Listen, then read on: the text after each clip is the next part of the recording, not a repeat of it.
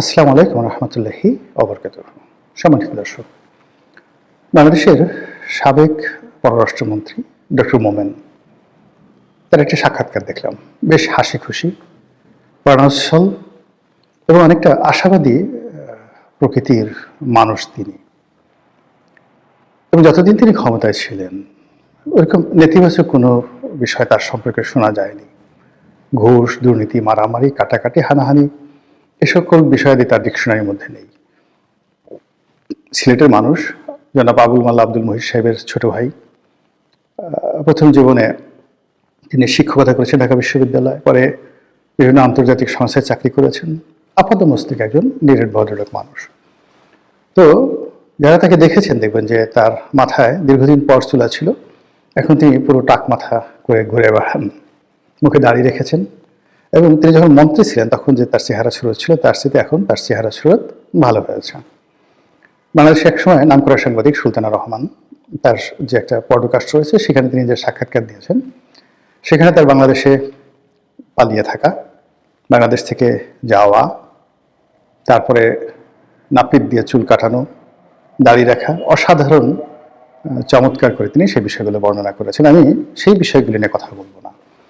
আমি যে বিষয়গুলি নিয়ে কথা বলবো সেটা হলো যে এই ভদ্রলোকের কথাবার্তার মধ্যে কোনো রকম মুনাফেকি নেই এবং এই কথাবার্তার মধ্যে রাজনীতির কোনো কৌশলতা বা কৌশলতা নেই। একেবারে তার বক্তব্যের মাধ্যমে আপনি বুঝতে পারবেন যে এই মুহূর্তে আওয়ামী লীগ আসলে কেমন আছে, তাদের চিন্তা চেতনা কি। অন্যান্য যারা ধরেন জাহাঙ্গীর কবির নানক আছেন বা অন্যান্য যে সকল নেতৃবৃন্দ রয়েছেন, বাহাউদ্দিন আসিম, তাদের অলমোস্ট সব কথাগুলোই পলিটিক্যাল, রাজনীতির মার্ক আছে। কিন্তু মোমেন সাহেবের কথা আগে যেভাবে সোজা সাপটা ছিল, এখন আরো সহজ সরল আর সোজা সাপটা হয়ে গেছে। তিনি নিজেই বলছিলেন যে তিনি সহজ সরল প্রকৃতির মানুষ।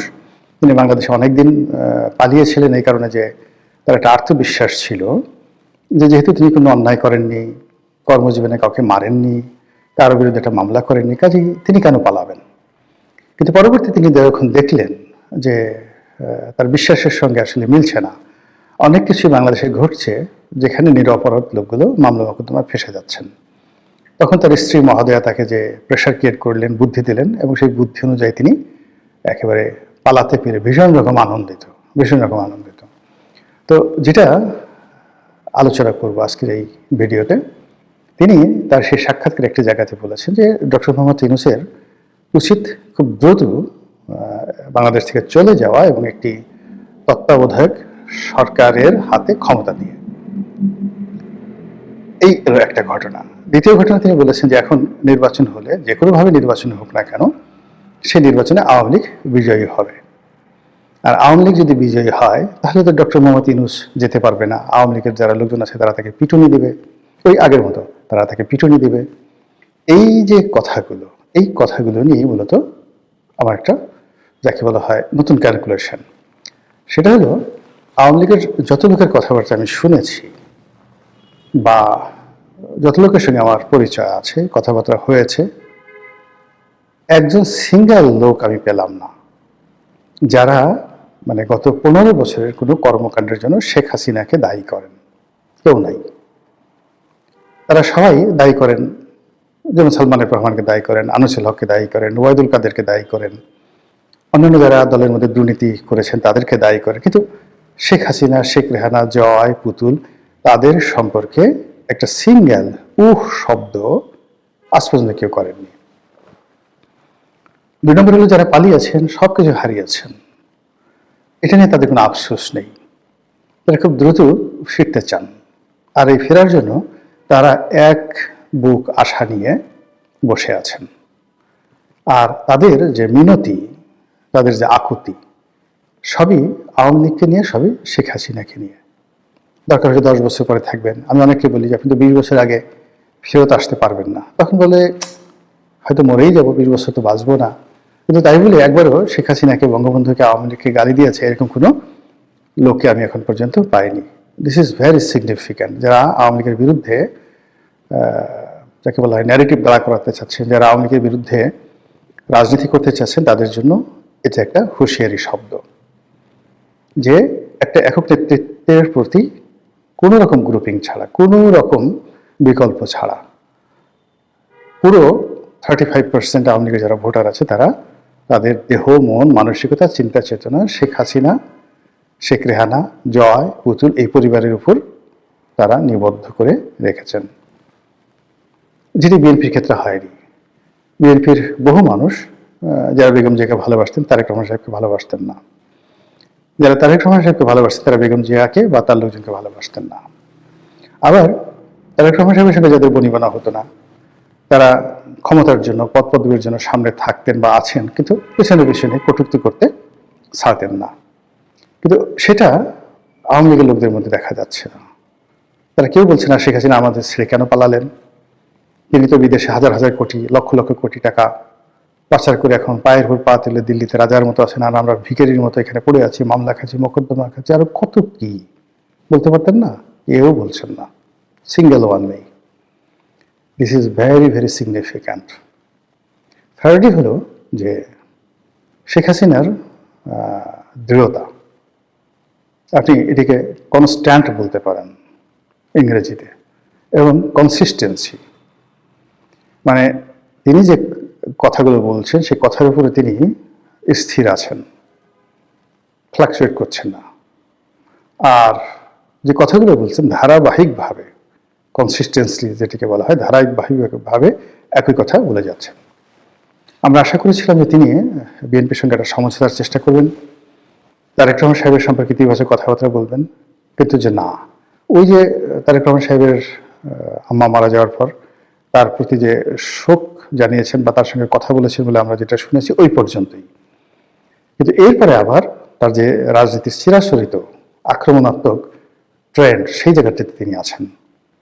তারেক রহমান সাহেব ব্যাপক পরিবর্তন হয়েছেন, সুন্দর করে কথা বলছেন, শালীনভাবে কথা বলছেন, পরিমিত বোধ রাখছেন, কাউকে আক্রমণ করছেন না, কারো প্রতি কোনো অভিযোগ দায়ের করছেন না, কারো বিরুদ্ধে কোনো নেতিবাচক মন্তব্য করছেন না, তার মতো করে তিনি কাজ করে যাচ্ছেন। কিন্তু শেখ হাসিনা সেটা না।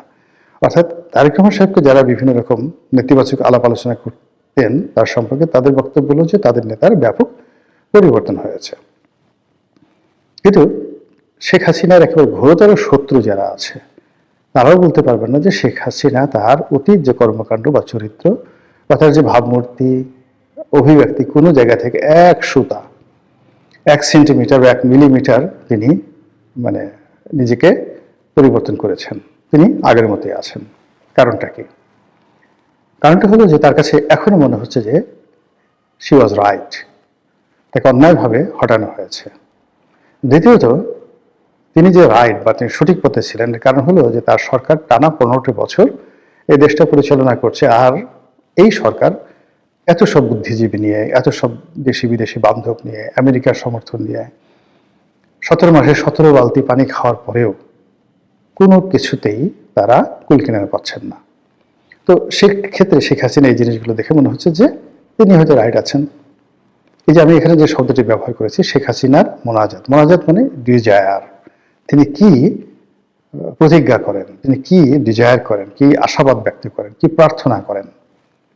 মোনাজাত যদি আমরা প্রার্থনা ধরি, দ্য প্রেয়ার, তো সেক্ষেত্রে আপনি দেখবেন যে শেখ হাসিনার বক্তব্য হলো তিনি বাংলাদেশে আসবেন, নেতাকর্মীদের বলেছেন সবগুলোর তালিকা করে রাখো এবং তিনি সবগুলোর বিরুদ্ধে প্রতিশোধ নেবেন।